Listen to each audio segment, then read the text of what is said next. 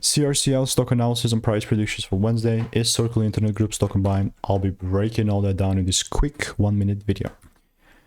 CRCL broke once, and I was like, okay, I'm waiting for a second break, and yeah, that's still the truth. I'm still waiting for a double break. That double break is only going to be handy if we start breaking above $186, and actually now makes a crap ton more sense. First break, yes, we saw the discrepancy.